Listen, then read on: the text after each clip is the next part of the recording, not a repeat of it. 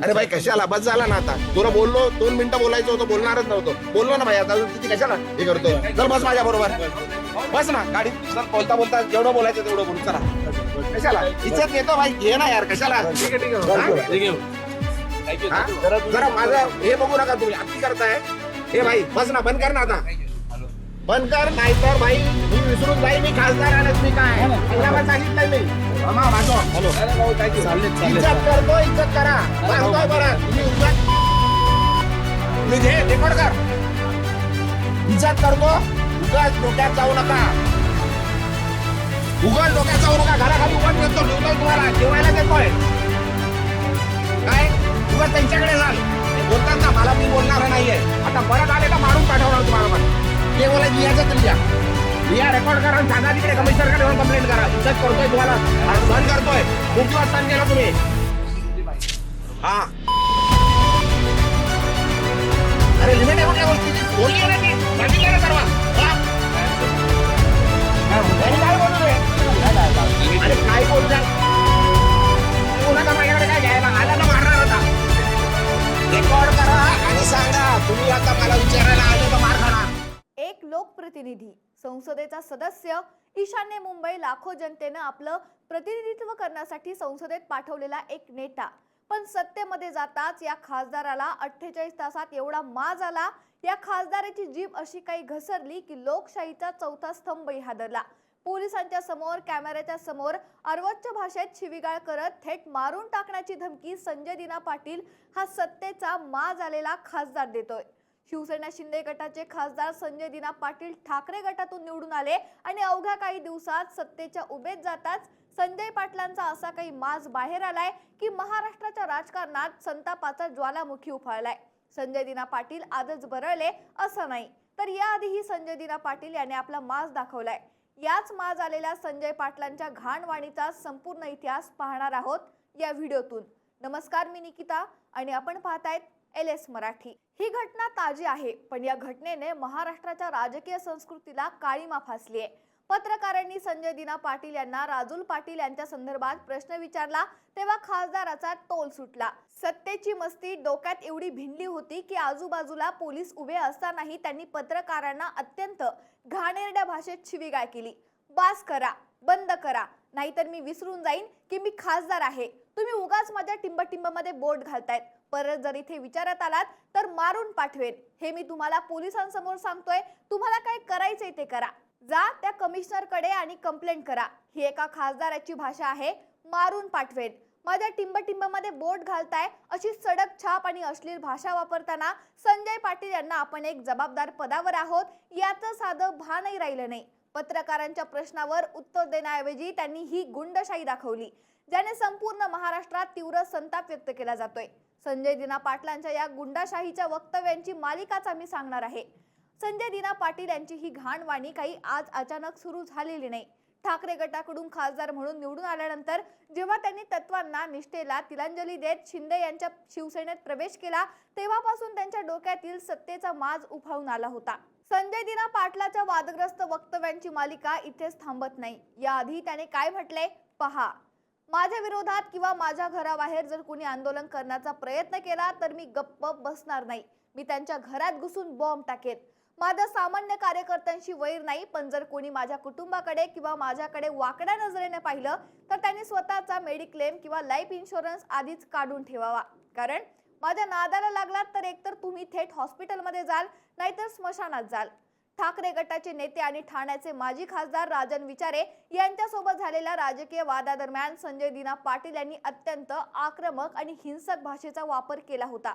तेव्हा त्यांनी म्हटलं होतं, राजन विचारे कोण लागून गेलाय, मला आव्हान देण्याची त्याची लायकी नाही. तो जर माझ्या समोर आला ना किंवा माझ्या कार्यकर्त्यांना नडायचा प्रयत्न केला तर त्याला भर रस्त्यात तुडवून टाकेन.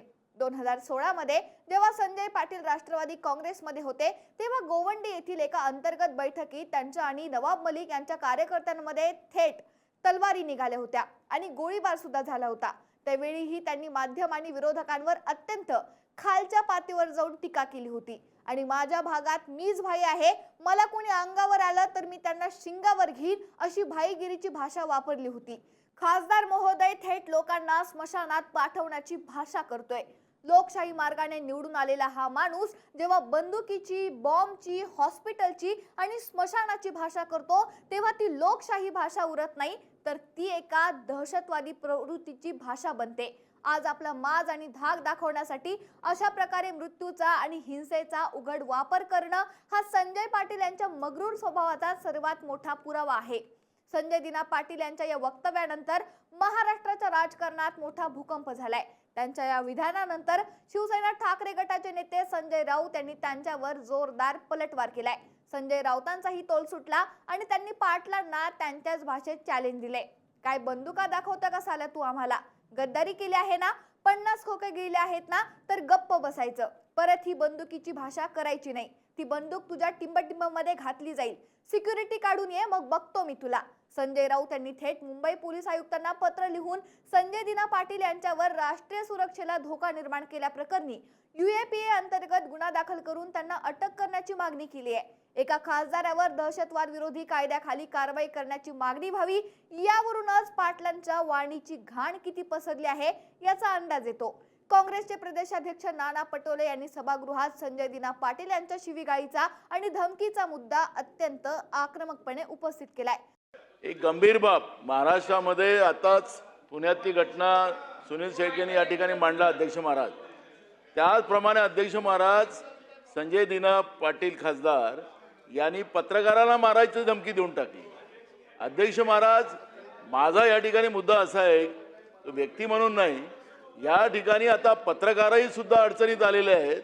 त्यांनी माहिती मांडायला गेलेत तर त्या पत्रकारांना तुम्ही माहिती का दिली, त्या पद्धतीचं का दाखवलं, त्याच्यावरही या महाराष्ट्रामध्ये पत्रकारावर आता हमला व्हायला निघाला असेल तर अध्यक्ष महाराज काय चाललंय या महाराष्ट्रात? पत्रकारही सुखरूप नाही आहे महाराष्ट्रात, सुरक्षित नाही अध्यक्ष महाराज। आणि म्हणून आपण नोंद घ्यावी आणि शासनाने याची तातडीनं या विषयाचं निवेदन करावं, अशा सूचना आपण द्याव्या। संजय दिना पाटील यांच्या राजकीय प्रवासाची सुरुवात आणि आजची परिस्थिती पाहिली तर सत्तेच्या हव्यासापोटी माणसाची भाषा किती दूषित होऊ शकते याचं हे जिवंत उदाहरण। कालपर्यंत ज्या कार्यकर्त्यांच्या आणि पत्रकारांच्या बळावर ते खासदार म्हणून मिरवत होते, आज सत्ता बदलताच त्याच पत्रकारांना ते मारून टाकण्याची धमकी देत आहेत।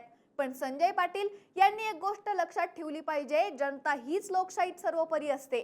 आज ज्या सत्तेच्या माजावर ते डोक्यात हवा घेऊन फिरत आहेत, ती सत्ता आणि ते पद जायला वेळ लागणार नाही।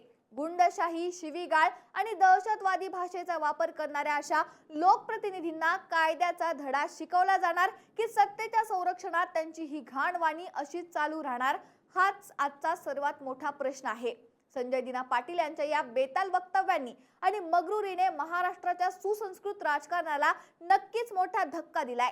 स्वतःच्या पक्षाच्या नेत्यांनी माफी मागितली असली तरी संजय पाटील यांच्यावर कायदेशीर कारवाई होणार का, याकडे आता सर्वांचं लक्ष लागलंय।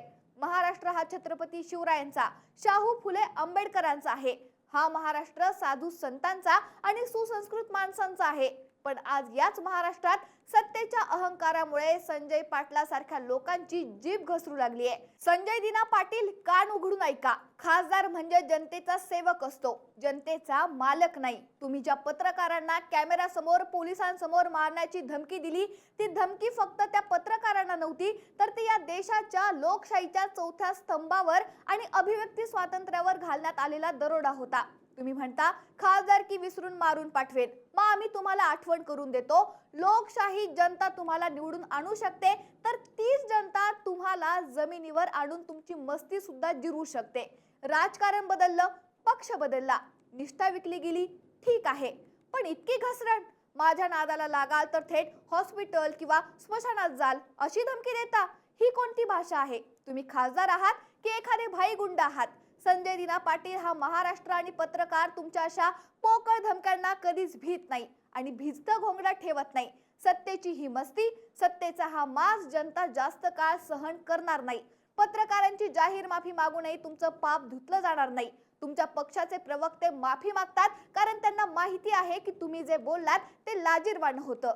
आम्ही या हुकुमशाही प्रवृत्तीचा, या अरेरावीचा आणि पत्रकारांवर केलेल्या वक्तव्याचा तीव्र निषेध करतो। ठिणगी आता पेटली आहे। जोपर्यंत अशा अहंकारी नेत्यांना त्यांची जागा दाखवली जात नाही, लक्षात ठेवा, जनता सर्व पाहत आहे आणि योग्य वेळी याचा हिशोब चुकता करेल।